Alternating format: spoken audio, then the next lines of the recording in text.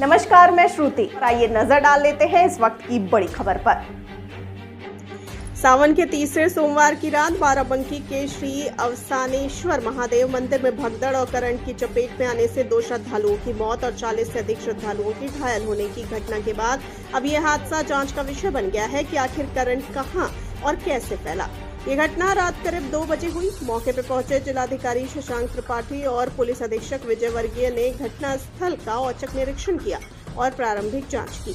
आनन फानन में जिलाधिकारी ने बताया कि टिन शेड के ऊपर से गया एक बिजली का तार बंदरों की उछल कूद से टूट गया था, जिससे टिन शेड में करंट उतर आया और भगदड़ मच गई। हालांकि घटनास्थल पर मौजूद कुछ दुकानदारों और बिजली विभाग के अभियंताओं का कहना है कि कोई तार टूटा ही नहीं था।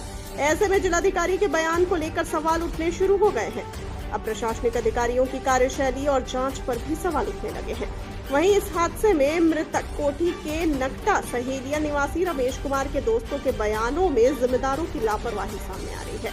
मृतक रमेश के साथ जलाभिषेक करने आए अंकित ने बताया कि उन लोगों ने नदी के घाट पर स्नान किया और प्रवेश गलियारे से वो लोग साथ में मंदिर को निकले। रमेश कुमार पीछे थे। इस बीच उसने देखा कि टिन शेड के साइड में बंधे तार के एक हिस्से में धुआं निकल रहा है। इस बीच किसी ने पास में ही खड़े होमगार्ड से बचाव को कहा तो होमगार्ड ने डंडे से तार हटाया और फिर छोड़ दिया। इससे तार शेड के पाइप से छू गया और जो जहां पर था वो वहीं पर पीछे की ओर गिर गया। कई लोग एक दूसरे पर होकर गुजर गए। कोई कुछ समझ पाता इससे पहले मंदिर के गेट पर लगे चेंज ओवर के कारण करंट का प्रवाह रुका और पुलिस ने लोगों को उठाकर बाहर निकाला और घायलों को अस्पताल भेजा। बिजली विभाग के कर्मचारी राकेश कुमार वर्मा, अशोक कुमार और विशाल मिश्रा ने बताया कि रास्ते के टिन शेड में लगे लोहे के खंभे के ज्वाइंट की शनिवार और रविवार को वेल्डिंग की गई थी। साथ ही अंदर बड़ी मात्रा में बिजली के तार बिछाए गए थे, जिनके माध्यम से बिजली आपूर्ति न रहने पर जनरेटर के माध्यम से पंखा और लाइट की व्यवस्था की गई थी। करंट फैलने की घटना इन तारों के माध्यम से होने की आशंका है। हादसे के बाद चेंज ओवर का आपूर्ति बंद करने के बाद प्रबंधन के कर्मचारियों को अंदर के हिस्से में टेप लगाकर इंटरनल वायरिंग को ठीक करते हुए भी देखा गया था। इस हादसे के बाद खाद्य और रसद राज्य मंत्री सतीश चंद्र शर्मा, विधायक दिनेश रावत, पूर्व सांसद बाराबंकी उपेंद्र सिंह रावत, एडीजी लखनऊ जोन सुजीत पांडे समेत कई अधिकारियों और नेताओं ने मौके पर पहुंचकर घटनास्थल का जायजा लिया। मुख्यमंत्री योगी आदित्यनाथ ने हादसे पर गहरा दुख व्यक्त करते हुए मृतकों के परिजनों को 5-5 लाख रुपए की आर्थिक सहायता और घायलों को समुचित उपचार देने की घोषणा की है।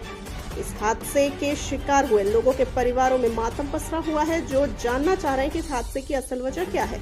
हादसे का कारण बंदर की उछल कूद थी या फिर प्रवेश गलियारे में अव्यवस्थित तरीके से फैला तारों का मकड़ जाल।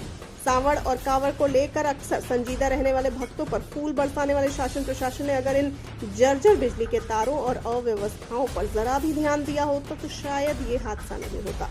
अब सवाल प्रशासन की कार्यशैली पर भी उठ रहे हैं कि प्रशासनिक जिम्मेदारों ने इस हादसे की जांच के नाम पर केवल खानापूर्ति कर महज एक मामूली दुर्घटना करार दे दिया, जबकि प्रत्यक्षदर्शियों के अनुसार जब ये हादसा हुआ तो 4000 से अधिक श्रद्धालु जलाभिषेक के लिए कतार में थे। यानी कि यदि जरा सी और चूक होती तो ये हादसा भीषण रूप ले सकता था।